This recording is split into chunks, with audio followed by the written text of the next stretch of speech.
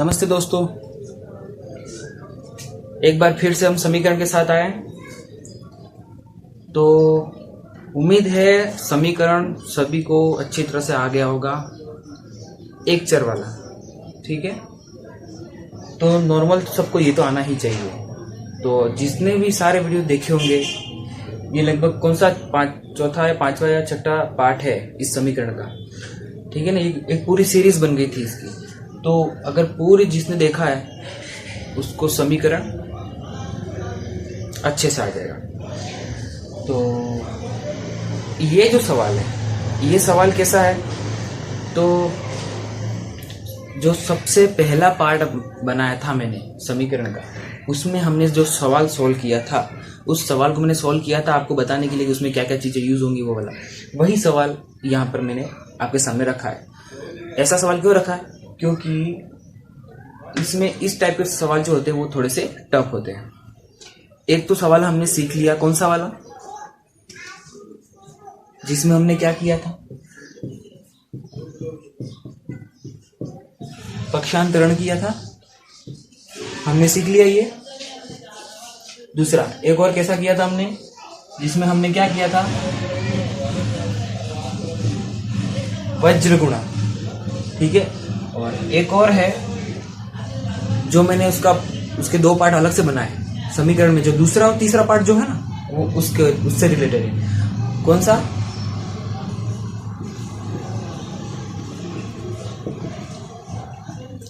भिन्न संख्या, भिन्न संख्याओं को जोड़ना और भिन्न संख्याओं को घटाना, ये आपको आना चाहिए। तो यहां पर इसी चीज से रिलेटेड काम होने वाला है। ये भी होगा, ये भी होगा, लेकिन मुख्य रूप से सबसे पहले ये सॉल्व करना हमको, ठीक है। तो सबसे पहले अब यहाँ देखो, 3x/4 माइनस 2x/5 बराबर 7, ठीक है। अभी जो समीकरण है इसके अंदर देखो भिन्न संख्या बन रही है, ठीक है। इधर बराबर के बाद क्या है, 7 है, और इधर बराबर के पहले क्या है, बटे की संख्या है ना, जिसमें x है, चर का ये चर है, और इधर भी चर है। चर एक ही होना चाहिए, लेकिन वो कितनी बार और चलेगा, लेकिन चर होने चाहिए सिर्फ एक, ठीक है। तो यहाँ पर x जो है वो चर है, तो दो जगह आ रहा है, इधर भी है, लेकिन x है ये, y a b c या कोई भी अल्फाबेट नहीं है इधर, ठीक है। तो अब हम क्या करते हैं, इसको सॉल्व करते हैं। तो सबसे पहले ऐसी चीजों को सॉल्व करने के लिए क्या करते हैं, अभी आप इस x को भूल जाओ। अभी आप ये समझो, अभी हम सीख रहे हैं इसलिए ये बता रहा हूँ, ठीक है। अभी आप समझो सिर्फ 3/4 और इसको समझो 2/5। ऐसे सवालों में मैंने क्या बताया था, अब ये भिन्न संख्या है, भिन्न संख्या को क्या करना, घटाना है, ठीक है। जोड़ना और घटाना एक जैसा ही होता है।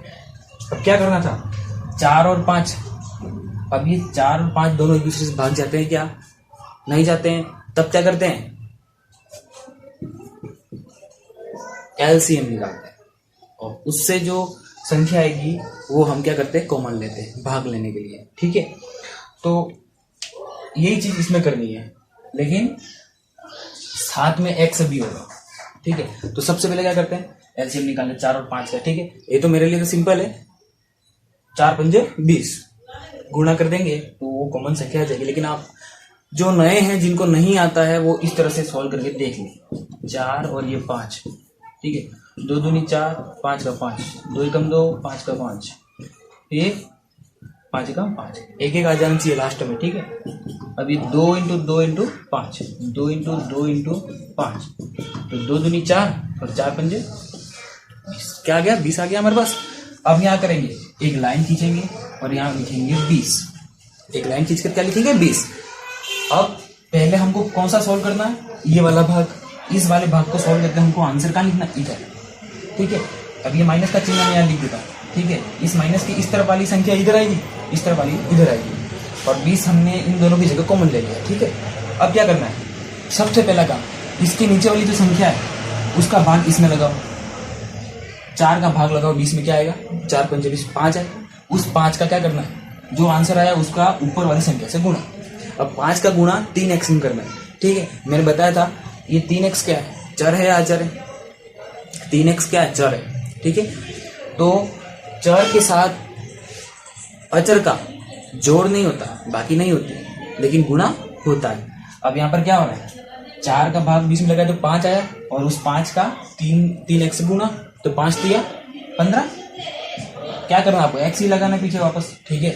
अब 5 का भाग 20 में, अब इसको सॉल्व करना है। 5 का 20 में करो, क्या आएगा, 5 और 20 4 आया, उस 4 का गुना इससे 2 एक्स, 4 दूनी 8 एक्स, ठीक है। फिर बराबर 7 का 7 लिखना, अभी आप उसको कुछ सोल्व करना ही नहीं। अब इसको सोल्व करते हैं। 15x में 8x घटाने सिंपल है, घटाओ कितने हो जाएंगे 7, तो 7x बटे 20 बराबर 7, ठीक है। अब क्या करना है, 7x बटे 20 बराबर 7। अब हमको क्या आना चाहिए, जब संख्या इधर वाली भिन्न संख्या है, इधर है क्या भिन्न संख्या, नहीं है, तो यदि वो संख्या भिन्न नहीं है तो आप उसको बना सकते हो। जब संख्या सिंगल लिखी हुई होती है, जैसे 7 है, इसके ये कोई भिन्न संख्या नहीं है, लेकिन आप क्या कर सकते हो, बटे में 1 करके इसको भिन्न संख्या बना सकते हो। अब 7 बटे 1 हो गया, ये भी भिन्न हो गया, ये भी भिन्न हो गया। और मैंने बताया था कि जब भी दो भिन्न संख्या होती है, यदि उनके बीच में जोड़ बाकी गुणा भाग का निशान नहीं हो और अगर बराबर का निशान आ जाए तो क्या करते हैं, वज्र गुणा करते हैं, ठीक है। तो इसके बाद पहले ये किया, इसके बाद क्या किया, ये वाला किया, अब किसका नंबर आया, वज्र गुणा का, तो वज्र गुणा करते हैं। तो 7x का गुणा इससे, 20 का गुणा इससे, तो 7x का गुणा x से किया तो 7x बराबर 20 का गुणा 7 से, 7 में 14 और 140 कर दिया हमने वज्र गुणा, एक प्रॉपर लाइन बन गई। अब तो सिंपल है सॉल्व करना, ये चर है, ये चर है, लेकिन इस चर में आपको आंसर किसका चाहिए, चर का मान निकालना है, यानी x का मान निकालना है, लेकिन यहाँ पर 7 भी साथ में, तो हमको 7 को उधर ले जाना है। अब ये 7 जो है वो x के साथ क्या कर रहा है, गुणा कर रहा है, ठीक है। तो हम क्या करेंगे, अब किसका नंबर आया, पक्षांतर, तो 7 का गुणा x से हो रहा है, तो वहां जाकर क्या हो जाएगा, भाग, तो x इधर रह जाएगा और 140 तो वहां है ही, और बटे में 7 हो जाएगा, तो 7 एकम 7, 7 दूनी 14 20, तो x बराबर क्या आंसर आया 20। आया समझ में, बस ये आपको आना चाहिए इस तरह के सवाल, ठीक है। अब x के अंदर आप इस 20 के मान को रख सकते हो, तो फिर रख के इस तरह से भिन्न संख्या निकालो, सॉल्व करो, फिर आंसर दोनों जगह क्या आना चाहिए 7।